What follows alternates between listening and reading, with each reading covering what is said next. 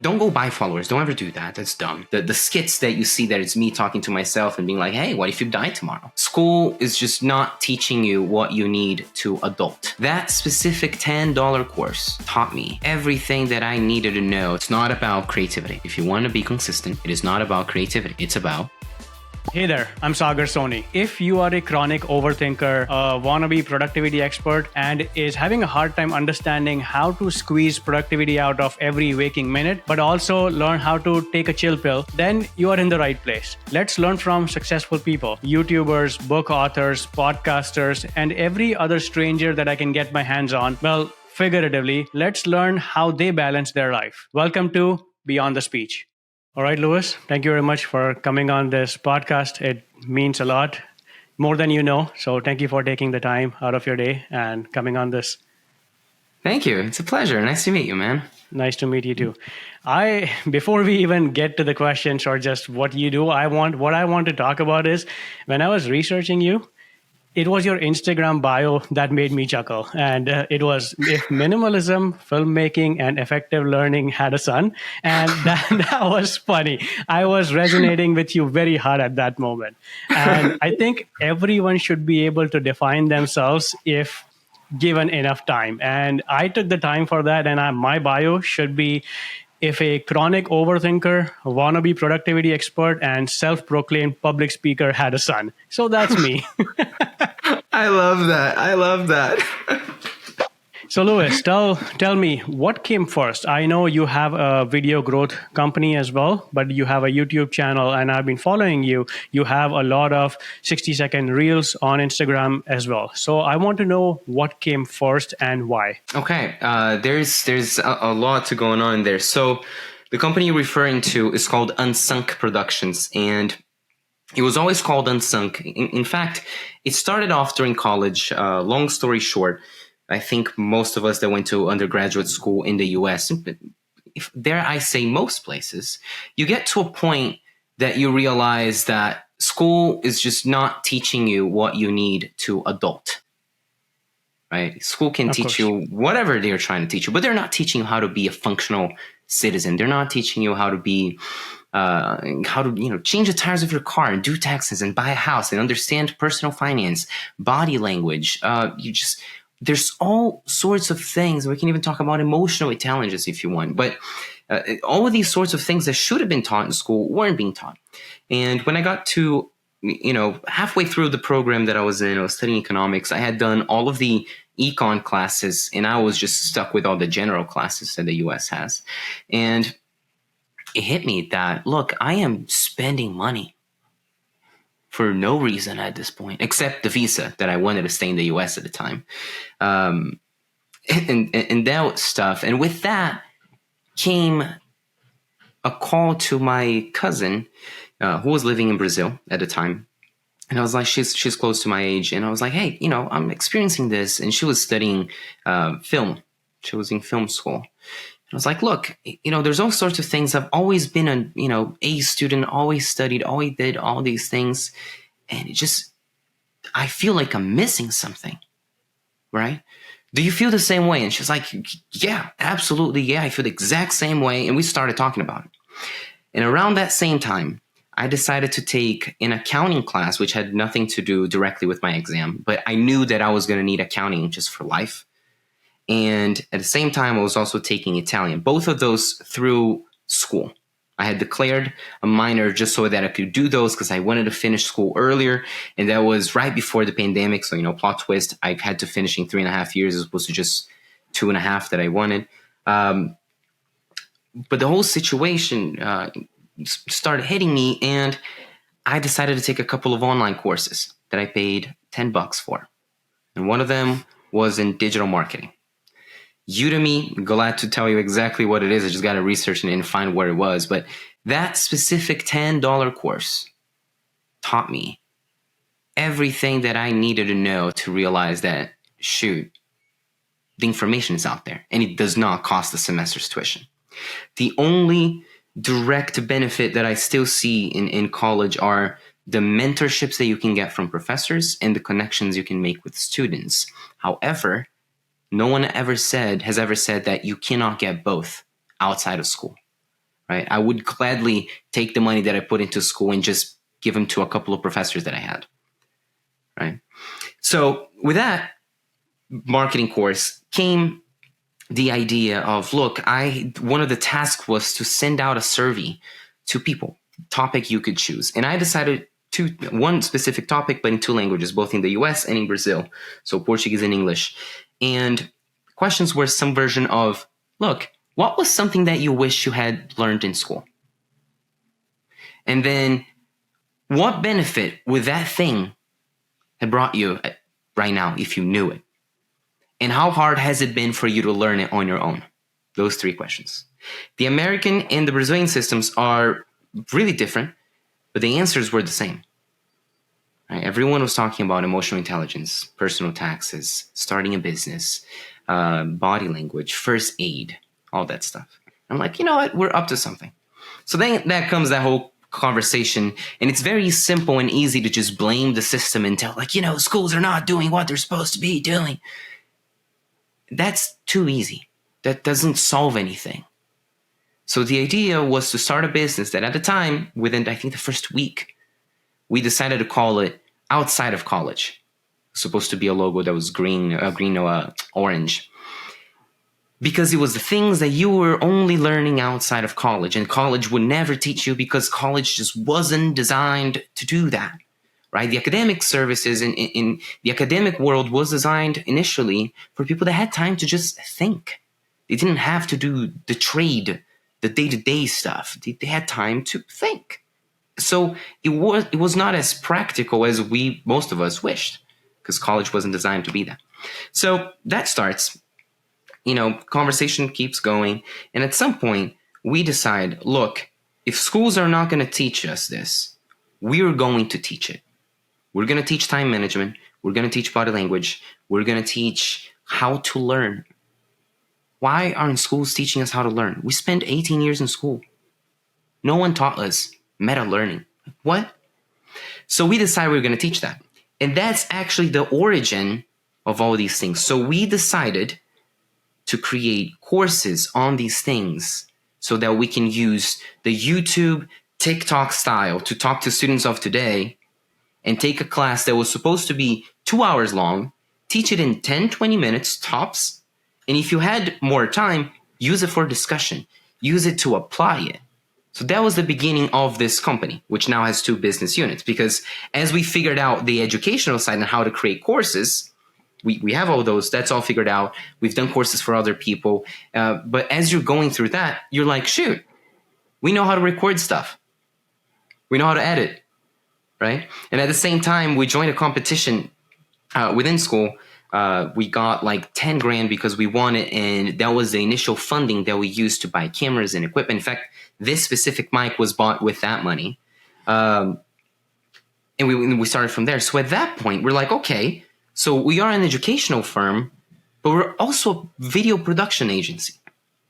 Now, with those 2 combined, fast forward a few years, I go and I worked in finance for 3 years. I didn't have time to do this. Working in New York City, it was experience that I'm glad I lived, and I'm even more excited about the fact that I was humble enough to leave it, to realize that it wasn't for me, that I didn't like it, that it wasn't the lifestyle that I wanted. And at that point came back the Unsunk situation. Unsunk in the beginning was it was a nonprofit, just because they wouldn't let me own my own firm because of the visa. Then we actually turned into an LLC when I was able to. And then at this point, right now, came the situation. Look, we have the courses. We need to be able to sell them. But I also have all these other things that I like to talk about. Time management, travel, music, all these other things, filmmaking itself. I got photography and so on. So then came the question, how do I advertise that? How do I market that? Because you know this. It's one thing for you to know the craft. But if no one knows that you know the craft, no one gives a flying about it. That makes sense. Right? And at that point, I'm like, well, you know what? I need to learn. So then here we go. As an avid learner, avid student, we start. Because at this point, I know how to record stuff. I know how to edit. I know how to produce stuff. I knew how to create websites. What I didn't know was how to create better content for social media, how to actually run ads for the courses, and so on. So then comes the quest of, look, how do I learn this? And then that's when I started stumbling upon, you can talk about Russell Brunson, you can talk about Alex Hormozy, you can talk about Gary Vaynerchuk. I knew Gary for a while. I think I knew him since 2018, like listening to his stuff. And people usually, I think that people get him wrong for the most part, because he generally talks about doing things that you really like to do as opposed to just hustle culture. We can talk about that in a second. But at that point, it's like, okay, we're going to start marketing this. And what was the best way to do that? Use my brand to do it. Use my face. Just because people know me, for some reason, some people like me, and some people hate the way I speak, some people like the way I speak, and some people are indifferent to it, and it's fine.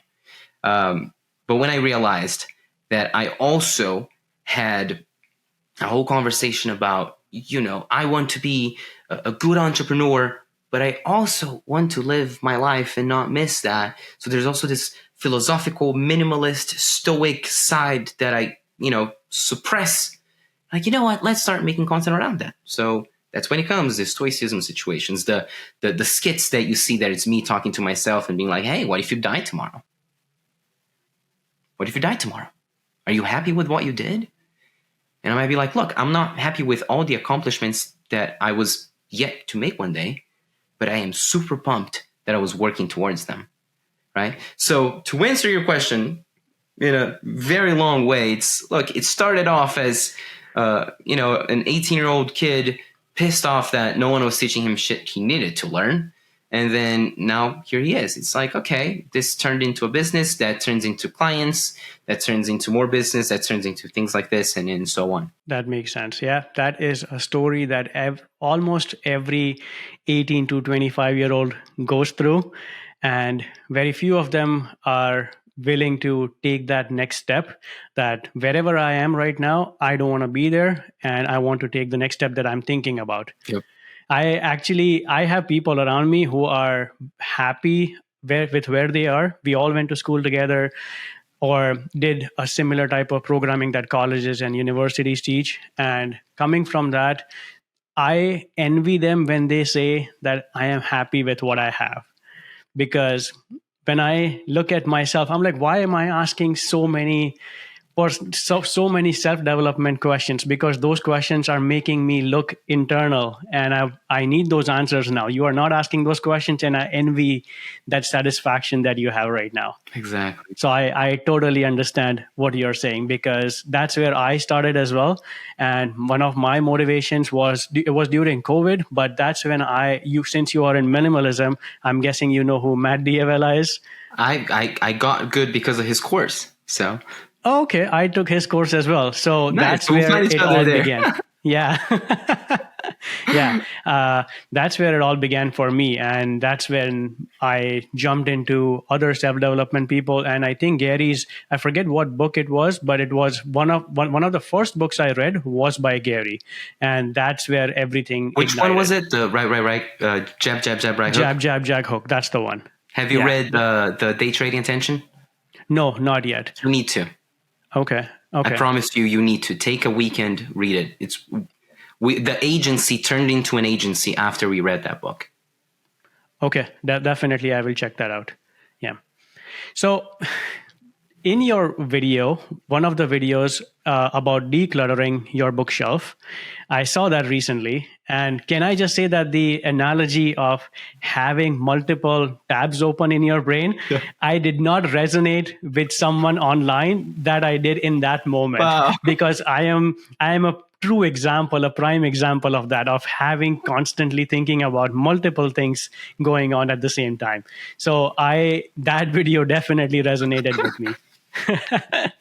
Were you able to do anything with it after?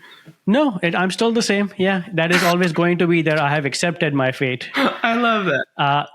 So since I know that you and I are along the same frequency of the chaos in our minds, I want to know, how do you battle with that daily? Do you have a lot of things that you want to do in terms of work, your business, marketing through YouTube and Instagram, self-development, just working out, lots of things that we all want to do. How do you prioritize that and how do you balance that? That's good. I don't think there's a balance to start there. Let me start here.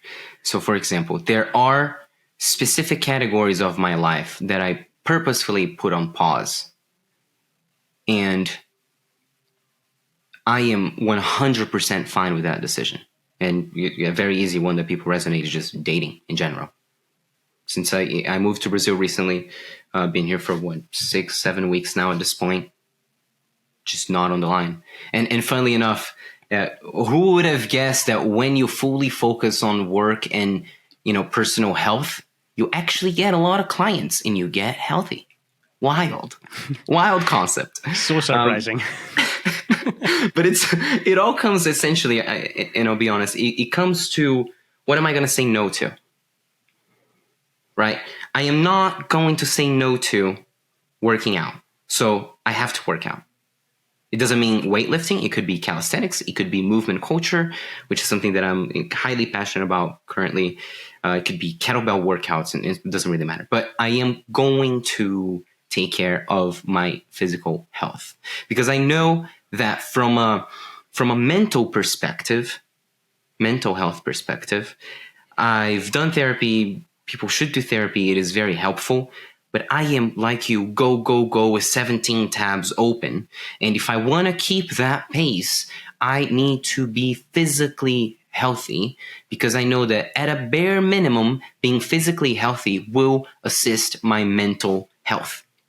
Always. Right? So the conversation really comes out of like, okay, what are the priorities right now? Working out and working. Those are the two theoretical priorities. Now, you can start branch out the other ones, which is you can only fully work if you plan properly. And planning properly also means time off. Now, Luis, how many days off are you taking? Not many. Maybe once a week, maybe once every 2 weeks. That's fine. That doesn't mean I'm going at 16 hours every day. Also, that's important. There are days that I do a lot more work. There are days that I don't feel. I actually even told someone yesterday, I was like, look, I think I need to take a couple days off in a row now, like maybe 3 days or something, because I feel it slowing down and you need to take care of that. So how do you prioritize? It essentially comes to, what are your 1 or 2 or 3 things right now that you can't give up? You can't give up. Right? I'm not playing the guitar right now. I'm not messing with the drone that we bought recently to get more clients right now. That eventually will become a task. But currently, we're focusing on delivering the stuff to clients, right? Getting clients, keeping my content going, which we're posting at least per platform. On Instagram, for example, we're posting at least 6 times per week consistently. This next week is the first one. It's going to be our final of planned content. We're going to start something new, and working out and making sure I'm healthy, right? What are the main tabs? You can think of groups. You can have the 17 tabs open, but subgroup them into 2 or 3. And then now you have just 3 groups that you have to worry about. That's kind of how I navigate that. Understood. Okay. I know you recently read that book, Hell Yeah or No, but anybody who hasn't, one of the things is how you do anything is how you do everything.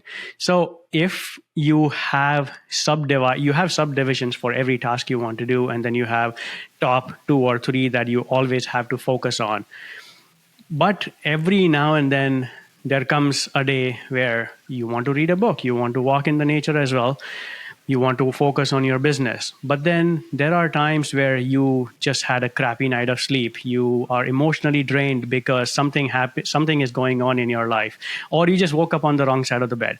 In such days, are you like, what's the guy's name? Extreme ownership. The guy that coined the term, you mean? The one, yes, and the one who wrote the book. I forget his name.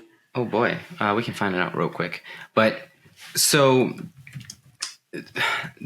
I'm guessing the question is Jocko Willing. There you go. Jocko Willing. Yeah. So right. Yeah. So the question is, if when you have such bad or crappy days where you are not at your best emotionally or just not in an uplifting mood, do you focus like Jocko? Would you be in that state of, I have to do these things, doesn't matter how I feel, I'm going to get these things done? Or do you let the day, do you accept that today is not going to be a good day and you just let it run its course? Is that, do you I do think both. in those terms? I do both. So I know I have to do stuff. So I'll never not do stuff. Right. But if I know it feels like a crappy day, there's two thoughts that in there. One, it generally just means you're just gonna have a harder time to get into the flow. That doesn't mean you can't. Right. So you just have to know it might take a little more work. And then comes from the book when there's a couple of productivity peaks that people have, and one of them is more analytical, and the other, there's actually more than one, but there's the analytical and there's a creative peak, and you also have to kind of ask yourself, like, what am I feeling today? And if you want to combine that to Alex Ramos's manager versus maker time, being maker, being fully focused, and the manager just doing little things here and there, you might have a chance to shift your day around, saying like, hey, today was supposed to be a maker day that I was going to write a ton of pieces of content, but I am really, really, really not feeling like you were saying, like, I'm not okay. I didn't sleep well. Is there anything from tomorrow that I can bring today so I can still do stuff? Understood. Yeah, because I always battle with that. Yeah, planning is not they're not chains. If you're planning the day, it's just so you have a plan. That doesn't mean you can't shift it. Yeah. There's different ways of looking at the same thing because, yes, as you said, something needs to be done, but you let those emotions or how you're feeling that day allow that to put in its point of view and allow, based on that, you prioritize today's tasks. I get that. Yeah. One of the other stories is about, I'm sure I've got it from one of your videos, is about the donkey. A donkey is standing halfway between a pile of hay and a bucket of water. It keeps looking left and right, trying to decide between hay and the water. Unable to decide, it eventually dies of hunger and thirst. So a donkey can't think of the future, but if he could, he would clearly realize that he could first drink the water and then go get the hay. So yes, that is a perfect analogy of how every day should be looked at. Because have you read Make Time by Jake Kinevsky, I think? Make time. I have not. Is it good? Yes.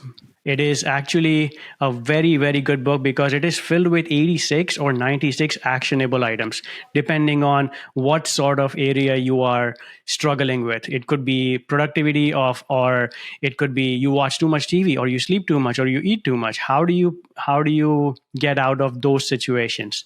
And one of the main items in that book he talks about is highlight of the day, that you can have 17 tasks, but highlight of the day is one task. That's it. That needs to be done. So no need to even have 5 tasks on your list, just one, and call that highlight of the day.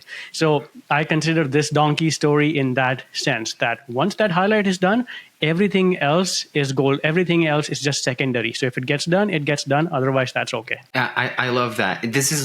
It's funny how people will coin the same thing in different ways because it resonates with people differently, right? But this is the eat the frog first thing in the morning, right? It's like do that one task and it's also the maker time versus manager time of Alex Ramosi being like, okay, in a month, if you just do manager time, you're gonna make no progress. What's gonna drive the business forward, right? What's gonna drive your content forward, right? And so on. So I totally subscribe that 100%. Understood. Yeah, I get that.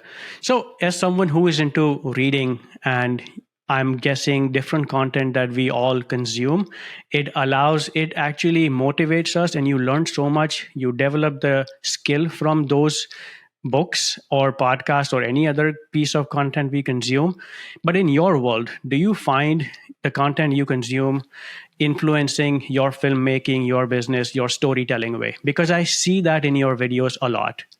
And I feel like if we compare our books that we have read or the podcast that we listen to, I really think that we might have a lot of overlap there. I agree. And it's funny. We are in this, I don't think it's a sub niche. I think it's just a bigger niche, but I guess we are in a small segment of the internet, just like everybody is in their own. The thing that I like the most about books, and it could be, by the way, it could be YouTube videos that are also book like. For example, there is a YouTube channel called, I think, Veritasium or something like that. I can send it to you later so you can put in the notes or anything like that. But I spent 30 minutes watching a video about game theory a few days ago. My mom thought I was insane. I think I'm insane, but the video was so useful. But the reason I'm talking about this is that there's two things that reading books or just learning give you. One, the knowledge itself and the opportunity to apply it. That's part one, which I think is it's supposed to be primary, but I actually think it might be to some extent secondary. Because when you're reading books, sure, there's a whole conversation of being a want-entrepreneur, a watch-entrepreneur, and so on. But books get you in the right mindset to do things. The books are instigating you to always be better, to always learn more, to always improve yourself. And I don't mean do more, I mean do better, right? So, Luis, are the videos and the books you're reading and so on influencing you? 1,000%. 1,000%. Because one could argue, like, hey, doing Matt Diavella's video course, which, at the time, I don't remember how much we paid, like $300, $400. Yeah, around that. That course is worth a lot more, right? But it's one of those things that you can only realize once you do the course. Of course. I would never be as good if I hadn't watched that. I seriously believe. But I'm not saying, hey, people, go take that specific course. No, I also took a bunch before and a bunch after. What made the difference was that by taking those and applying what's in there and thinking about those things, that's what gets you better, I think. I don't know if you have the same experience. I completely agree with that. But there is a side piece to that you could be. So if you read 10 productivity books or growth mindset books, by the 11th book, you would think, I have read this. This is not okay. I don't want to waste my time on this. But let 6 months go by and don't read a single book on that topic. And then come back to that 11th book that you skipped out on. At that time, you would realize that, oh, wait, some things like this, even if you need constant reminders of it because it is triggering specific types of creativity, specific types of feelings within you that might help you develop whatever you are trying to work on. So I completely agree with that. Or if you reach a stage where that's one side, and the other side is that if you reach that stage, I know this, why is this person constantly repeating themselves? Instead of thinking like that, I think what it really means is that you have graduated from that level. Yeah. You were a beginner before. You spent 6 months and 10 books on this. Yeah. Now you graduated to some other level. So now go find that other person who is at that intermediate level and spend years on that so that you can reach that advanced level after that. So yes, you constantly get surrounded by it. You keep asking those questions. You try to answer those questions when you are in that genre of books or podcast or any content. And then you develop yourself and then you graduate from it. That doesn't mean that, okay, this is all done or this is garbage for me now. It just means that you have leveled up.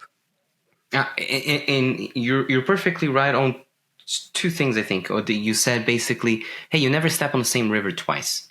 Yes. Right. So if we go back to it 11 months later, you're going to be slightly different. You might have applied everything you learned in the first 10 books.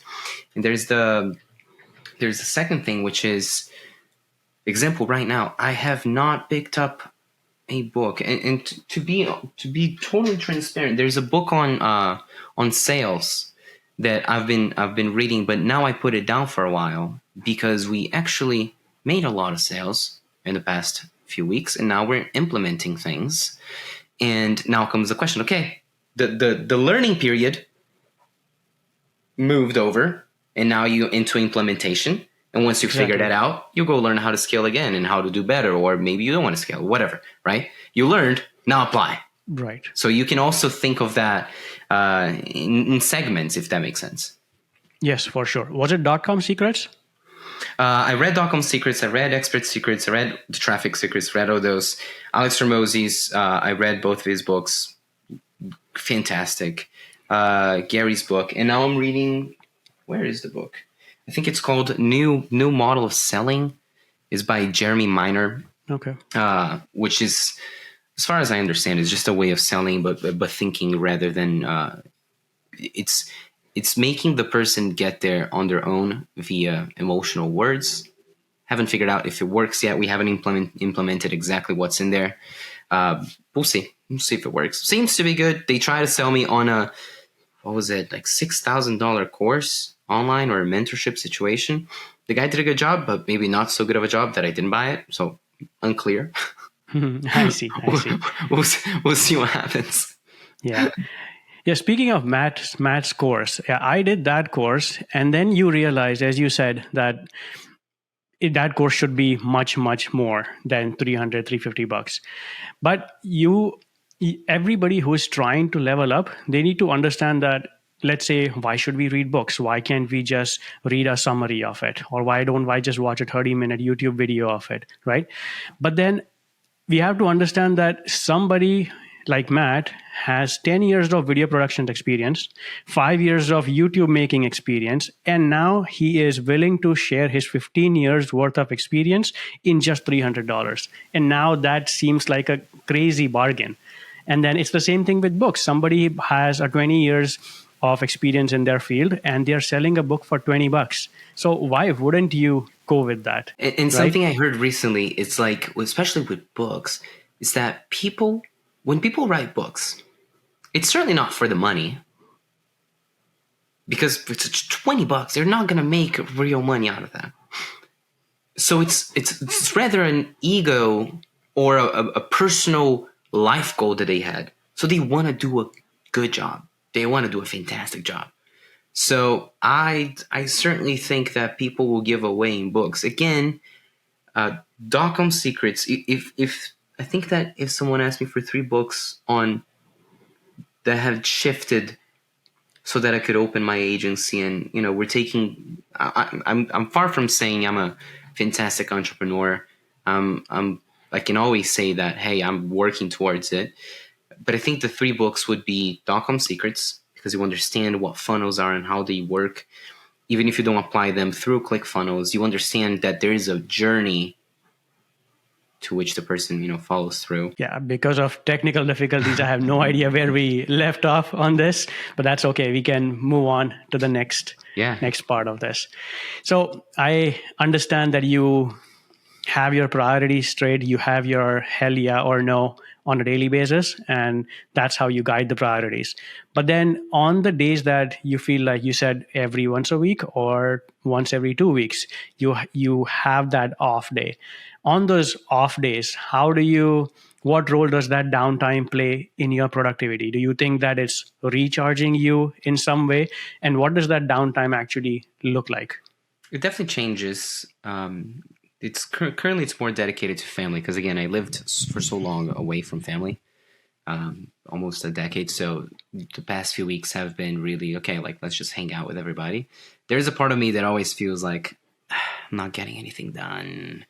So I'm still working through that anxiety of not doing anything. But I also know that, hey, you need this. You need this. Right. Last Sunday, I went to go visit my dad and help him with the move. And then I saw my mom to go see Alien. It was okay movie. It was a solid Alien movie. So it's completely random. And the idea is like, look, I need to do something just that I would not be doing. And usually has to do with, the workout is usually there somewhere, but has to do with engaging more with people. Because, just the nature of the business is staying on the computer a lot. So I try to stay away from it. I think that's the one general rule. I see. Yeah. Have you heard of Sahil Bloom? He has a kick-ass newsletter. It's called Curiosity Chronicles. follow him on Instagram. He's really, really good. He has been famous in the last year or two. I think he just 10x his fame in the last year because of his newsletter. And he talks about this very specific thing where the way you look at what recharges you is not about time, but it's about what gives you energy. And as you said, I'm in the same boat. So I feel like, okay, I am completely drained right now. What should I be doing in terms of recharging myself? And when I really look at it, as you said, workout, even if you feel like I just want to put my feet up and watch Netflix, you know that or just scrolling on your phone is going to drain you even more. So that's one way of looking at it, is identifying what really recharges you. And I think that relationships are so important, and my wife tells me this as well, because there's one side of looking at it that if you play Xbox or PlayStation, you're wasting time. But my wife tells me that anytime I sit down and I play with my friends on it, and especially when it's been months between two rounds, she notices that you seem much more cheerful right now than you did in the last few weeks. Yeah. So there is no that guilt that comes with, oh, I'm not productive right now. We need to put that aside, because you don't know how it's recharging you, and it's going to help you in the long run. And you're so right. In fact, I was not going to bring my PS5 with me into the US, and this was the one thing a family member fought me on. They're like, bring it. You need to bring it. You like video games. And I was like, I barely play them. He's like, but you like them. When you play, you do enjoy it. Just bring them. If anything, you sell it over here and make money, but like, bring them. And I'm so glad I brought it. So glad I brought it. Because it's exactly what you said. Like, there is no rule to, oh, okay, you need to be doing X, Y, Z. I think that you need to be doing things that make you feel better and that are not destroying your health, right? If you want to go out for a drink with 2 or 3 friends because you want to hang out, sure, go for it. Just don't get wasted every single time you go. But there's nothing wrong with a beer and, a glass of wine, right? I know. It all comes down to how much energy that particular task is giving you. That's all it comes down to. Now, it could be a beer, it could be PS5, it could be sitting on the couch watching Netflix. It could be either of them. Exactly. But I get it. Yeah. From that last video about the decluttering one, you mentioned that you have a lot of rereads on your list as well. Mm-hmm. What are those rereads? Oh boy, there's a few of them. I think we talked about them over here. I actually need to pull it up because I have it on my list. Let's see if I can find it quickly. I know for a fact that .com secrets and expert secrets and all of those are in there, because, like we talked about earlier, there is a level of that conversation about you don't ever step on the same river twice. It's one thing for you to read about a concept on the first time, and for the first time, and then reading it after you've done it for a little bit. Because then you start getting more nuanced, right? If I am to teach someone how to record videos, I am not going to tell them about using the glow effect on DaVinci Resolve. That just doesn't do anything. We need to start talking about like, hey, let's talk about lighting. Right, let's explain lighting and composition slowly but surely. Right, there's things that you need to understand first, and there's things you can understand later, and you can just work through later. So I think I found the list here. The 5 books that I wrote down. There you go. I was kind of right in there. .com Secrets by Russell Brunson. The Millionaire Fast Lane by MJ DeMarco. Copywriting Secrets, which I think .com Secrets and Copywriting Secrets were a recommendation from Ali Abdaal. Yep. And so worth it. Then $100 Million Offers and $100 Million Leads by Alex Hormozy. And then Cues, which is a body language book by Vanessa Von Edwards. All incredible. Gosh, you want to spend $100? Spend on that. Spend on that. Yeah. Really. All those books are sitting on my shelf right now. Nice. Have you read them all? I just need to get No, I haven't read one of them. You should. You should. Yeah. But I need to do the same thing that you did, that I'm going to read the books that I have right now, because I think my shelf has probably 50 books. I haven't read all of them. My Kindle has like 100, and my Audible has over 40 books. And I counted that after watching your video. I'm like, this is unacceptable. Let's get through this first before I waste another credit. It's crazy because you don't realize it until you count it. Yeah, I read this somewhere, and it's funny that reading books is a hobby, but collecting books is also a hobby. I think I had both. I agree with that. Yeah. Yeah. Now, going back to your filmmaking business or video production growth business, because now you are in the place where you are not only at the beginner level, but you can go back to the same books, and you can learn and read the book from a different angle this time, because you are not at that beginner level anymore. So you, in my mind, someone like you has leveled up to a second or third level. Now, the question is, what advice would you give to aspiring business entrepreneurs or filmmakers or content creators if they just want to focus on Instagram or YouTube? What do you think would help them stay productive while pursuing their passion? So, what has your experience been in that? And what would you like to pass on to someone who is just starting today? Okay. I think that most of my content actually speaks to myself 2 years ago. So I think that's, and again, I try not to give advice, but I will share exactly the things I did wrong so that maybe people don't do it, and things I did right. And let's start with that, because doing things right can only be done if you do things wrong. Right? First course we recorded, I recorded it on a rainy day. The audio, you can still, we struggle, and this was before AI treatment. The audio is decent, but you can still hear rain in the back. Would I do that again on that same day? 100%. Because it was the first day that I sat down to do things in bulk, which is the second comment. If you want to be consistent, you need to have a system. It's not about creativity. If you want to be consistent, it is not about creativity. It's about systems. I was just editing a video yesterday that was the last one of my Cloned My Brain series, which is essentially a friend of mine asked me, like, hey, Luis, how do you organize your life? Notion and goals and AI and all this stuff while you were doing your master's degree and still going out and still doing things. Like, what was your system, right? It was that course. And that course, I scripted it in, I think, 2 or 3 days. And I recorded the 2 hours of final content, so a whole day to record, on a weekend. I would not be able to finish that unless I reserved that weekend. So, thing number 1, make mistakes as fast as you can. So, just create more. Stop. I'll give you one of the videos that you messaged me about. I don't remember if it was that one, but it was recorded around the same 2 or 3 weeks, and it was recorded around the same concepts.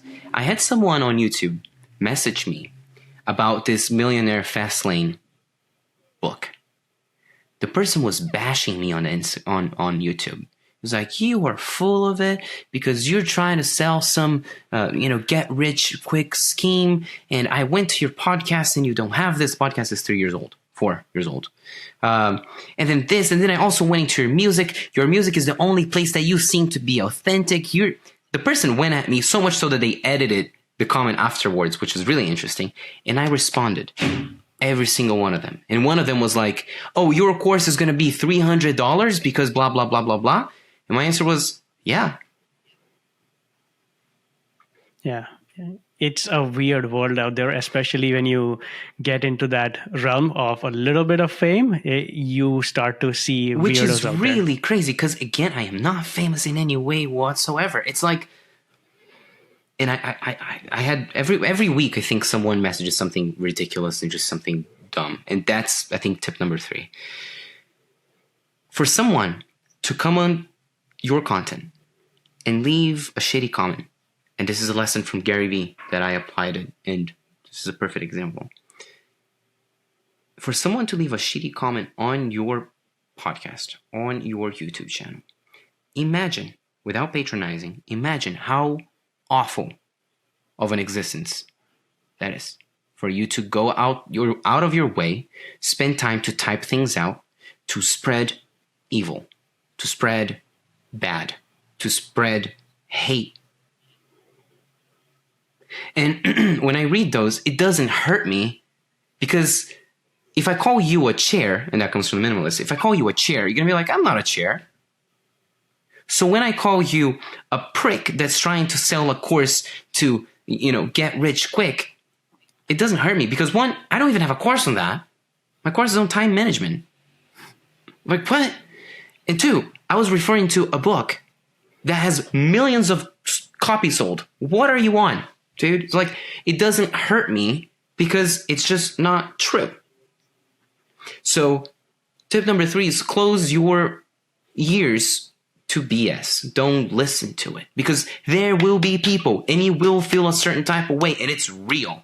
And I can make a compilation of all the comments that we got. It's just like absolutely ridiculous. Absolutely ridiculous. So that's tip number 3. Tip number 4 is copy without copying. Okay. The first video that I did that did well, I used Matt's structure. Matt Diavella, in case it's not clear, but he always has, some B-roll, some interview style situation dash documentary level thing. So a lot of B-roll, some voiceover, some funny quirks here and there. I try to implement that into one of my videos, and that video did well. It was awesome. Next thing I learned, I did that and it tanked. It did what? I did the same thing and it was horribly flop. No, but here's the thing. I did 2 or 3 of them, and just the first one worked. The 2 or 3rd did not. Yeah, don't love YouTube. Yeah, love YouTube. Definitely don't. Just keep pushing. That's actually real advice. Because after a few months, I found Gox, which is another creator, in Life of Riza, which is 2 other creators, Gox and Life of Riza. They're fantastic. But Gox has this thing, like, what a creator, what a creative guy. And I noticed that a lot of his content, he was using a fog machine or a haze machine. And he was giving that cinematic look on top of, the compositions and so on. I was like, you know what? I want to test that out. Of course. When I finished the video, when the video was finished by, the edit and so on, boy, I was like, there's no way I made this. I do not know which version of me made that, but I guess it's a version of me. But I don't know which one it is, because it was awesome to my own perspective. So then you copy that idea of using, right, a fog thing and more contrast in lighting. Because again, I like minimalism. You're seeing this, like, this is a plain image. There's nothing special here. But when you're recording stuff, you kind of want to do that. So that's, I think, number 4 or 5. And now 5 or 6. So tip 5 or 6 is when you're, how do I put this?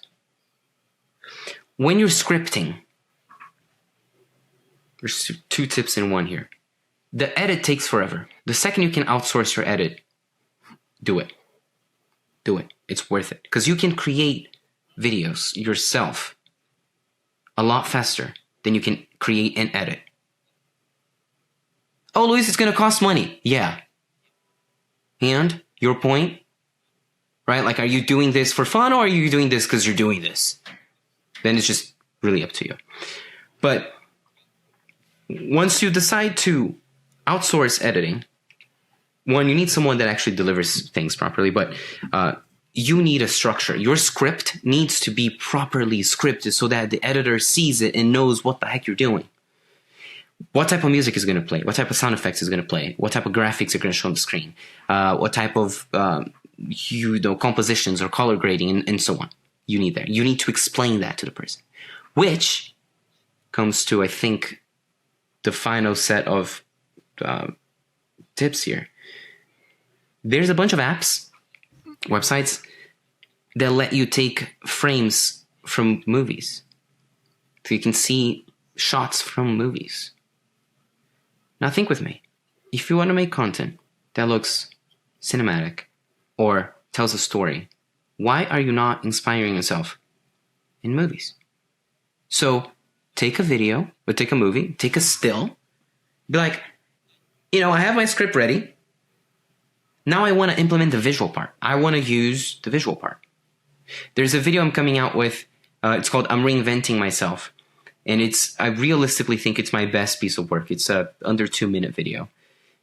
We recorded in a day. It's actually why I shaved my head. Because have you ever watched V for Vendetta? Yes. You remember that scene that they're ago. cutting Natalie Portman's hair? Yeah. The video starts that way. Okay. Yeah. That is a very intense video. and then that's one of the things. It's like, oh my gosh, this kid's going through something. It's like, actually, no. Actually, if you watch it, and it's like, I needed a visual hook. And people used to talk about my hair all the time. It's like, oh my gosh, your hair is so great. Your hair is... It's like, yeah, I like my hair. But I'm not my hair. I'm reinventing myself. The art comes first. Yeah, exactly. So I was like, you know what? What is something that I can do that will actually force me out of my identity, quote unquote, because I don't really see my hair as my identity, but something that people know me for. That is also a visually engaging hook, that also has good inspiration from a book, from a movie. And I actually did that with the entire video. The entire video is inspired in shots from movies. And then when you see the result, because we're not good mirrors, unless you purposefully go out there and you're like, I'm going to copy this scene. You don't need to copy the scene. You can copy the idea. And if you feel like you copy too much, if you feel like, okay, this is getting to the plagiarism realm, give credit, but no one's gonna be annoyed that you reenacted a scene and gave credit for it. If anything, the person that did it and got credit, so they'd be like, oh, that's great, I'm inspiring other people. There is a fine line between getting inspiration from one, whereas learn from other artists. Have you read Steal Like an Artist by Austin Kleon? Exactly. That's a solid Same book. logic. Yeah. Right? That's one side of it, that get inspiration from the people that you want to be like, and steal from them, but then bring in your own identity to it. But that only comes from, that's another one of your point, that you learn from your experiences. So for that, you need to make many, many mistakes before you even can look back and see how far you have come along. Right? And on the same thing, and unfortunately I have to go shortly, but one tip, because you asked about short form content on Instagram. Here's the thing. 2 things.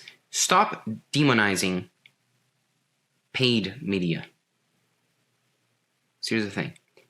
1, don't go buy followers. Don't ever do that. That's dumb.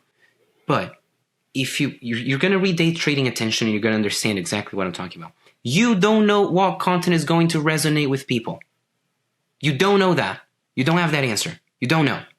So put as much content as you can with value in it. Because you reached out to me based on a video I did, I don't know, 6-7 months ago. And I thought no one was going to care about the books I was reading. I legitimately thought that. And I was like, I thought that the video before was going to do a lot well, which was the saving time and stuff. If you don't know now about short form vertical content, if you don't know what content is being replicated and people are liking, make it all. Make it with your phone. Make it with your camera. Do interview style. Do skit style. Do green screen. Do listicles. Do everything. And when you get a couple things that work, do more of it. In my case, it was skits. And then not only do more of it, but the platforms know who likes your content. So I did, for example, my Instagram and my TikTok accounts are small. I did, out of the same skit, when I realized that he resonated, I ran an ad, I think like $50 or $35 on one and $50 on the other. My follower count doubled on both of them. I was like, hey, push this video for people that like time management, philosophy, stoicism, minimalism, something like that, and learning. And push it to people that are going to engage with it. Engage. They need to engage because you're trying to build a community. Double the following. Double the following, right? And a lot of the people that came through are people that were engaged with the content itself. So post a lot of stuff. See what works. See what doesn't. And when I mean a lot, I mean every day. I mean plan properly, batch content, batch produce content, post, analyze what the heck's going on, see what had the most common saves and so on. The ones that did well, do more of it. The ones that did well, feel free to push them. Put some money behind it. If that's your deal, put some money behind. Put skin in the game. Put skin in the game. Yeah. Now, again, I've been straightforward with, do not go buy followers. Don't go do that. That's dumb.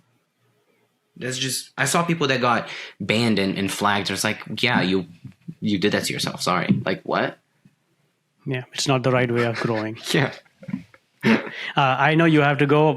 Before I ask you the last question, can you just tell everyone where they can find you? I'll put all the details of your followings, every social media platform in the show notes as well. Of course. So my YouTube is Luis, Luis Pollon. So P as in Paul, Ollon. My Instagram, I think, is Luis.Pollon. Or my TikTok, my Instagram is Luis Pollon, and then my Instagram is my TikTok is Luis.Pollon. And I think the best way to engage with me is probably still on Instagram. You can send me emails or over the community. If you go to Instagram, you're going to see the community, the Unsunk community, which is where we have, the free courses, the free texts. If for some reason, whoever's listening to this likes the paid media stuff, so like how do you do ads and how do you think through books to create content or whatever, I post that stuff there. I have newsletters that I'm actually sharing things that I only share with clients, but it's out there for the public. So it's useful. It's there. It's something that I wish I had had. The next one that we're going to do is a newsletter, which was exactly on how we closed the previous 20 clients that we closed this past month. So I wish I had seen that when I was starting. You only learn from your experiences. We know that now. Exactly. So, yeah. All right. The last question I have is, let's say you have the crappiest day, business has issues, arguments with a colleague, stressful day overall. What brings you peace amidst this chaos in your mind? What is your happy place that you know that this will always bring you back to your center? I was going to say guitar, but no, we get melancholic and we get sad when we're writing songs. So we're not going to say that. I'm going to say that going for walks always helps. But I think the last thing that I did on a day like that was I called a friend of mine and we went to listen to jazz and got a bottle of wine. That was it. Simple. That has solved all the problems. But it needs to be that combination. It needs to be the jazz and the bottle of wine situation. Yeah, that makes sense. I completely resonate with that once again. All right. Thank you very much, Luis, for this, taking the time out of your day and coming on this podcast. Pleasure to meet you. It means more to me than you know. Thank you very much. I say the same to you. If you ever need anything, I'm around. And again, I'll be watching and rooting for you. Okay? Thank you very much. All right, Thank you very much. Bye-bye. Bye.